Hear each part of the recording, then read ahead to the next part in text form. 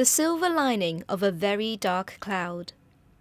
A new environmental law encourages public pressure on local officials. Does this signal a broader trend that may influence China beyond its murky skies? In January 2013, putrid smog swathed Beijing for several weeks. The air was worse than in an airport smoking lounge. The concentration of particulates in the smog was 40 times the level the World Health Organization considers safe. Air pollution has become the fourth biggest health threat to the Chinese, causing more than 1 million premature deaths every year and knocking 5 years off the average lifespan. Acid rain ruins agriculture, tourists stay away, and the brightest students go abroad.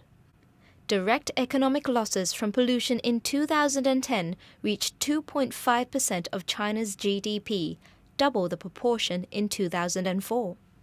Jojo Du, a Beijing local who is now a communications instructor and research student at Purdue University of Indiana, USA, said, "The air stings my nose and the tissue turns black after I blow on it.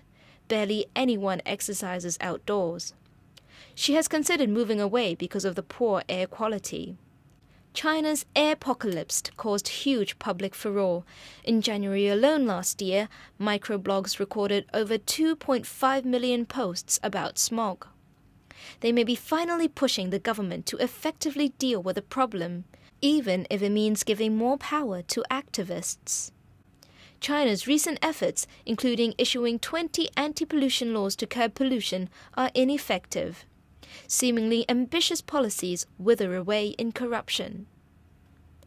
On January 1st, the central government made an unprecedented requirement to 15,000 factories, including influential state-run enterprises, to make real-time public disclosures on details of the pollutant emissions.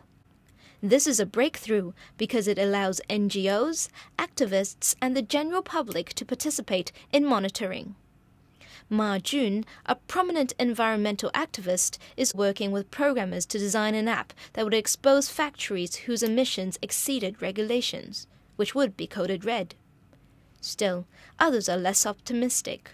Cinderella Cheng, a reporter for the Guangming website in Beijing, says there lacks serious consequences for firms that do not disclose true information about their pollutant emissions. And should information arise that would harm the party's reputation, it will be covered up again.